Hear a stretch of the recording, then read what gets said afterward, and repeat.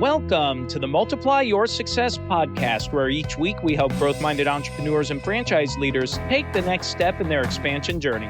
I'm your host, Tom Dufour, CEO of Big Sky Franchise Team, and happy 4th of July week to all of you out there, especially those of you celebrating in the United States. This is one of my favorite holidays of the year, and I always just like to reflect back and give thanks to all of our founders and the founding sacrifices that were made to help create the country that we all live in. So just thought this would be a great time as you celebrate to also reflect back on that celebration.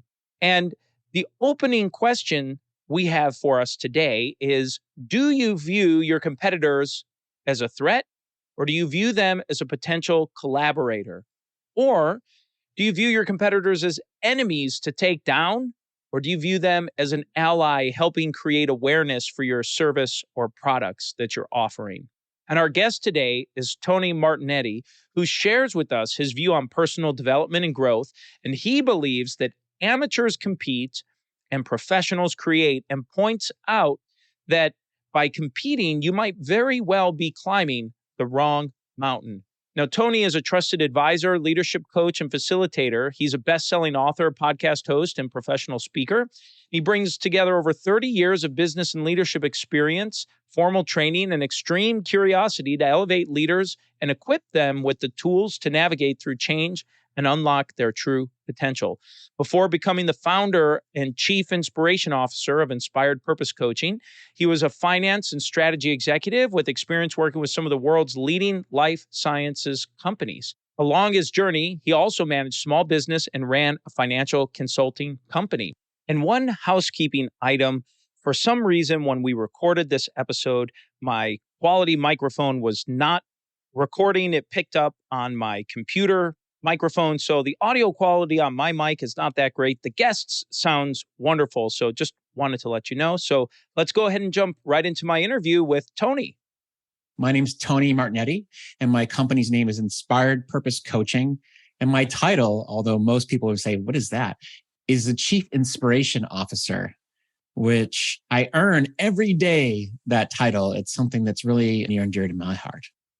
Talk about that a little bit. I'd love to, because it's going to spin right into what I'm hoping to talk with you about. So why the Chief Inspiration Officer? Yeah. I mean, one of the things that has been showing up in my life, at least over the past, let's say 7 or 8 years, is the sense of like how inspiration is at the core of all the things that are important to me. And there's not every day do I show up and I'm like all in high spirits and kind of like, yeah, let's go do this. But I know that when I want to live in fulfillment and live in a life that really is connected with who I am, I have to find the inspiration that gets me in alignment with who I am. And by doing so, I also have to be that person that helps other people find their inspiration. So it's all about like being let's call it a font of inspiration for myself and others. People often say, in order for a leader to inspire others, they have to inspire themselves. And so that's really how I'm modeling the way. So like I said, I have to earn that title over and over again. Right. Well, and we were talking right before we hit record here a little bit about this idea of connecting with people, right? And so inspiring others is certainly going to help do that. So talk about this concept of improving human connection. Why does it matter? What's going on today with all of that? Yeah. I mean, let's be honest. It's been, especially over the past few years, there's been a real desire to reconnect not only with ourselves, with what we want and what's important, but also with other people. And, really having this starving need to see how do we communicate and connect with others.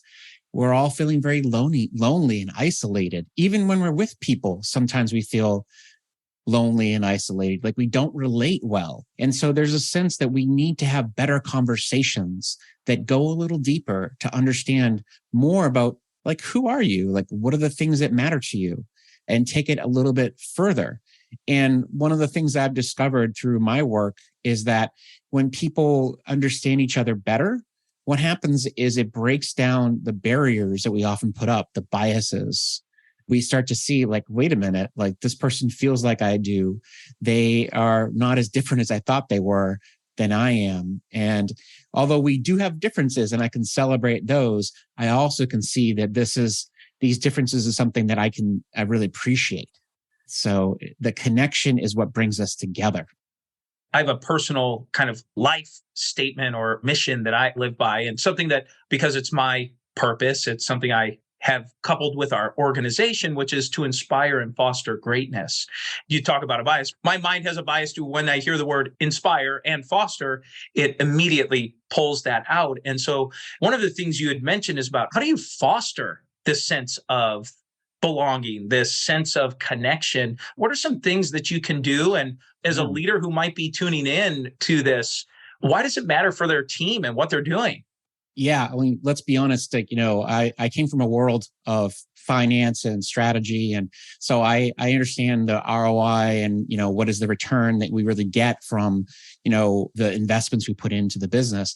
And I think it's important to really think about what do we get when we connect on a deeper level. There's a huge, huge return on getting people to feel trusted and belong in an environment. The return is more innovation, more production, more of a feeling of engagement for employees.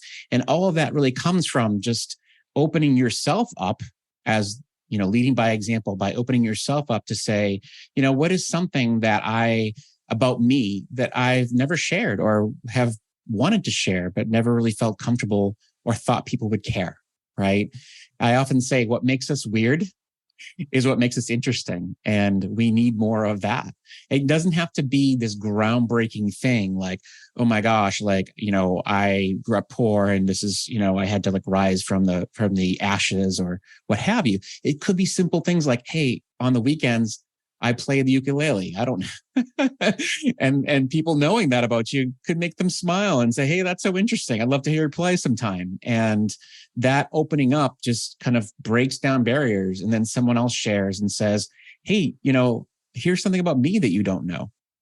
I think it's interesting you chose, I play the ukulele on the weekends. I do play the ukulele on the weekends with my kids, and that is pretty funny.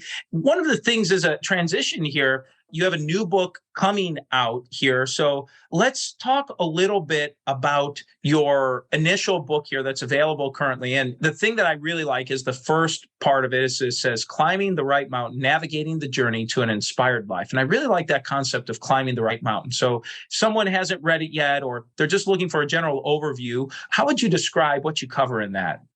Absolutely. I'm happy to share. This was a book that I didn't know I was going to write a book until I started to have a lot of conversations with people, and I felt this sense of common feeling that they were climbing mountains that weren't meant for them, right?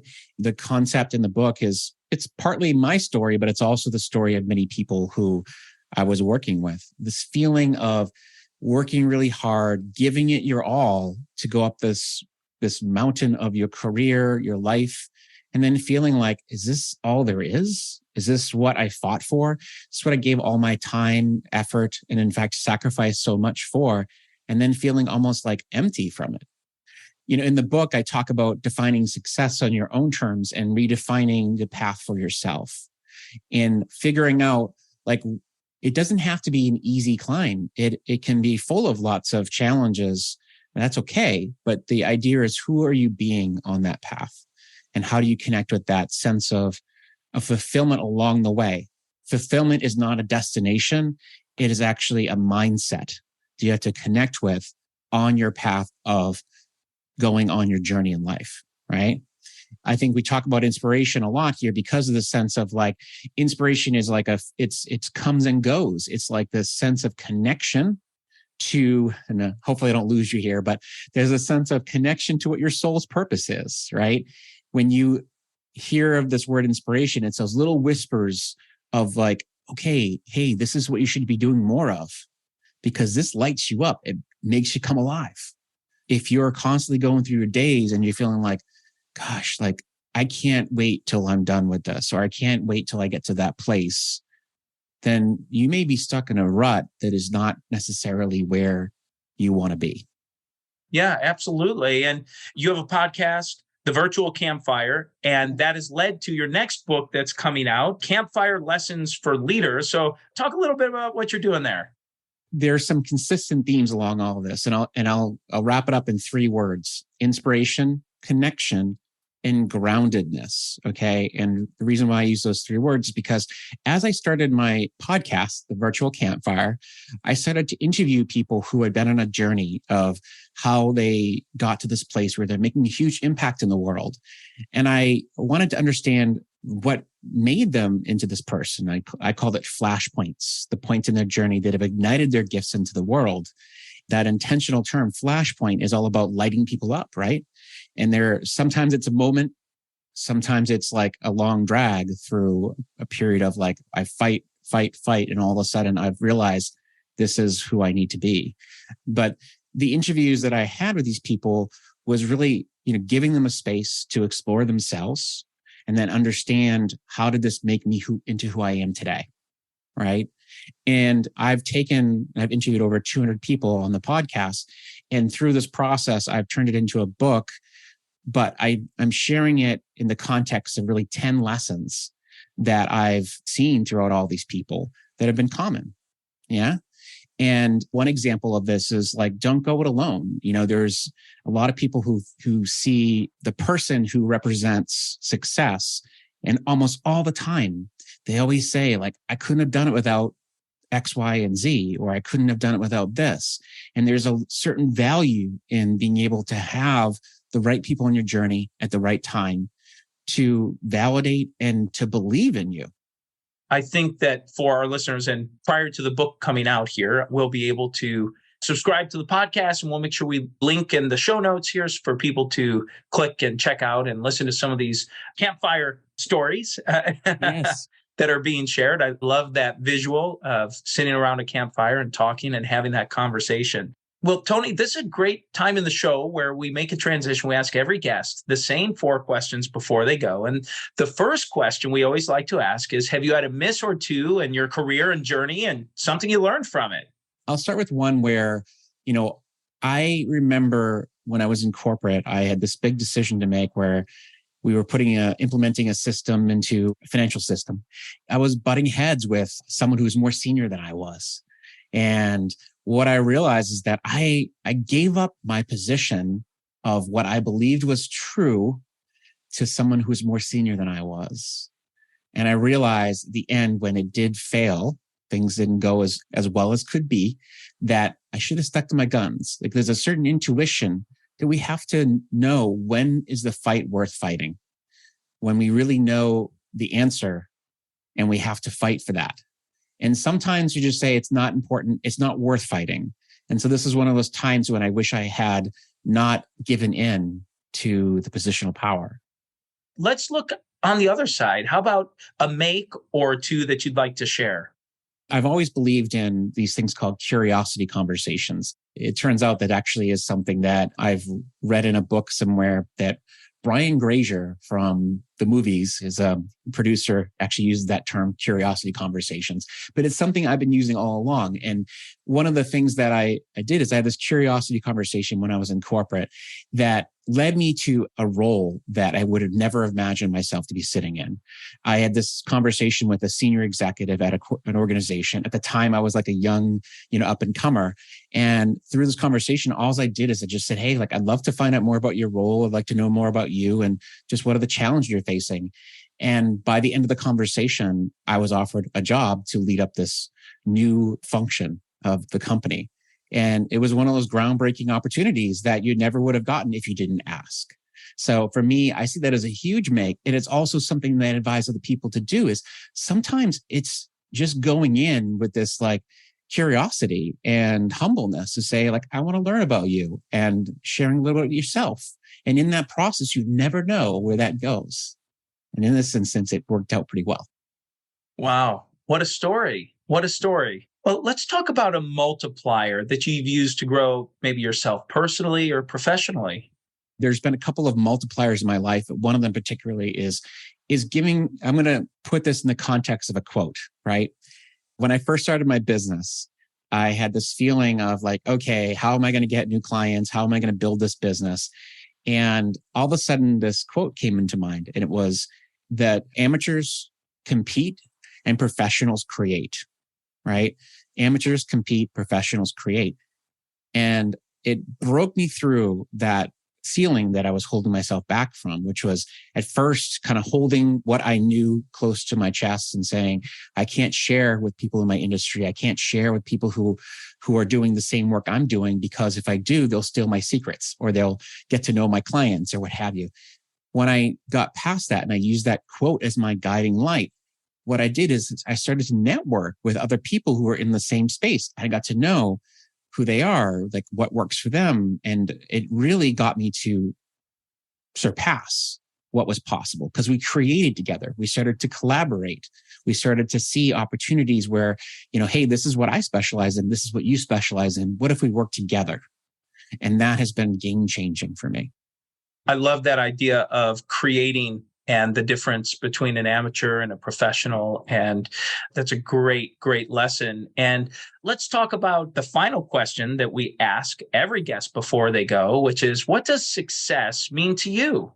Yeah, it's a great question. I have different answers at different times, but I would say for me, the question, the best way that I answer it is this feeling that I've made a difference in someone's life through a conversation we've had and to see them grow. I'm a coach, so I spend time in conversation with people all the time. And when I see them open up to see new possibilities, it makes my day. It makes me feel as though I'm doing something to make that happen, to help them see differently. And that to me is success. It's almost like I used to say that if I could put $1 on every single conversation that has made a difference, I'd be a billionaire, right? But the reality is that you can't. Sometimes it's just conversations you have with, in passing, this conversation, for example. But the reality is that's, to me, is valuable. It's success. Absolutely. Well, Tony, as we bring this to a close, is there anything you were hoping to share or maybe get across that you haven't had a chance to yet? Well, it's a great way to close. I think there's an idea that my tagline for my business is called inspiration through honest conversation. And I think that's a great way to wrap this all together, which is to say, the first honest conversation you're going to have is with yourself. And sometimes we have to be honest with ourselves. What are the things that we're holding back, not telling ourselves that we really want, that we do want to say? Sometimes we're just not being honest with ourselves. And once we start there, then we can kind of open the circle broader and see who else we need to be honest with. Great advice. Well, Tony, what's the best way for someone to get in touch with you, get a copy of your book, if someone's interested in learning more? Fantastic. First of all, I want to thank you for having me on. This has been fantastic. The best place to find me is on my website, inspiredpurposecoach.com. And there you can find all types of things. My book, you can find access to I have an assessment tool, and you can sign up for my newsletter, all types of fun things, including my podcast. And for my book, you can find it on Amazon.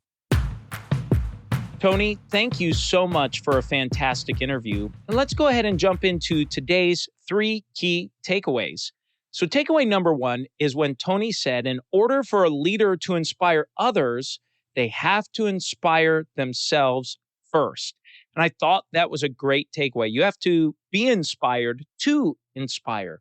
Takeaway number 2 is when he asked, are you climbing the right mountain for you? And I thought that was a great question and a reference to his book, which the link is in the show notes as well here. But are you climbing the right mountain? Is it the right one to be climbing? And who knows, maybe you started climbing a mountain and you're halfway up and realize that maybe it is the wrong one. And it's time to come back down and find a new one to climb. And takeaway number 3 is when he talked about curiosity and having curiosity conversations, to be curious when you're speaking with people. And I think that really leads to active listening and showing someone that you're interested in what they have to say. And now it's time for today's win-win. Today's win-win is when Tony said the phrase, amateurs compete and professionals create. He said he heard that early on and has really built his whole business and business philosophy around that concept. And I love the way that this sounds because amateurs do compete. And it really is fixed mindset that goes with that. And the idea of professionals create is really a growth mindset. And if you're not familiar with that book by Carol Dweck, you should definitely check that out. But it's really this idea that a rising tide lifts all boats. And so having that professionals create mindset, and which way are you viewing the world? It's a great win for you. It's a win for the people you're going to be collaborating with and working together with. And I just love that little nugget of a takeaway.